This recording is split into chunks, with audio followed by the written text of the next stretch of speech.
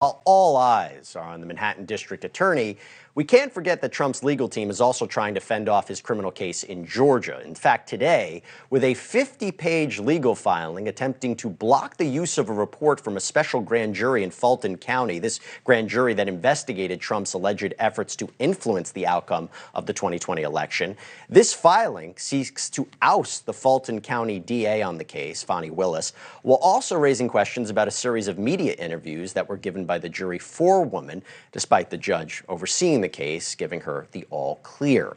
A lot to talk about. Well, joining me right now to help break all this down is Republican strategist Mark Weaver. He was political advisor to Congressman Brad Wenstrup and former Senator Rob Portman. It's great to see you. Thanks so much for taking the time. I'll start with Costello, because that's how I started this. What did you think of his comments after speaking to the grand jury today? And I will tell everybody legally, you don't usually see a rebuttal witness in a grand jury. This isn't like a trial, so it was kind of strange. What'd you make of his comments? We're both lawyers. We were both surprised by that, weren't we, Jesse? Normally, you see this happen behind closed doors. Michael Cohen already had some credibility problems. Seems like now he has even more. Yeah, I think that's one way of looking at it. I'm curious what you think about how this is going to play out, because, you know, we're all waiting to see when this indictment will happen, if it will happen, what will be in it. Correct me if I'm wrong, you think that this might not come out this week? I don't think it's going to happen tomorrow. I think this was Trump's timing and not DA Bragg's timing. In fact, I wouldn't be surprised if DA Bragg would slow his investigation down just a little bit so as not to give Trump the benefit of being able to pick when he said he was going to be arrested. I think Bragg was surprised that Trump leaked this himself. And now Bragg probably feels under a lot of pressure on many of the issues you've covered here in your opening monologue, Jesse. And Bragg now has to think and second guess what he's going to do. Well, putting that aside, I think the politics of this are really interesting, like we talked about, because I want your take on Republicans now coalescing around Trump. The reason I'm curious about this is because one way of looking at it is maybe people on the left thought, oh my goodness, as soon as Trump gets indicted, they're going to turn around. They're not going to go with him anymore. They're going to throw him under the bus. That hasn't happened, and we predicted that that wasn't going to happen. Is that because this case is really weak?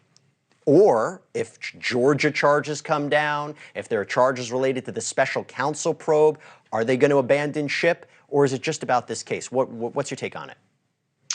Trump's star was on the decline when this happened. We saw an ascent of Ron DeSantis. We saw a decline slowly, of course, of Donald Trump. Yet Republican voters who maybe are a little tired of Donald Trump, they also don't like political smear jobs. And they don't like prosecutors who act like persecutors. And so these are both weak cases, both the New York case and the Georgia case. And the New York case is old, probably past the statute of limitations. So fair-minded voters don't like to see people in power using that power for partisan purposes. This may play to Trump's benefit. Do you think he's going to use this as a political weapon? And how so? Because, look, I don't care what anyone says. The guy didn't want to be indicted, okay? I don't think Trump wants to go in and be fingerprinted and have a mugshot. But at the same time, I can see this so working for his benefit. Walk us through how he could use this as a tool in the upcoming campaign.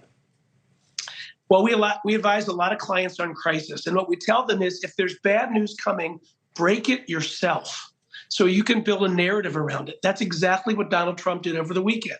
If he really thought he was about to be arrested, he doesn't want the DA to frame the narrative. Donald Trump wanted to frame the narrative, which in fact he has. And by doing so, it brought numerous Republicans, including his major opponent, Ron DeSantis, to his defense, right. Angered a lot of people. Money will be raised by email in the next 48 hours over this.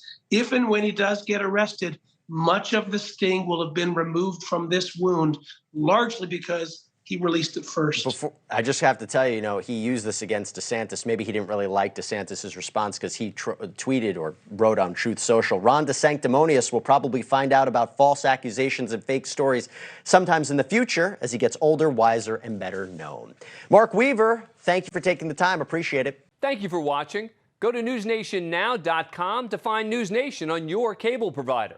And don't forget to click the red subscribe button below to get more of NewsNation's fact-driven, unbiased coverage.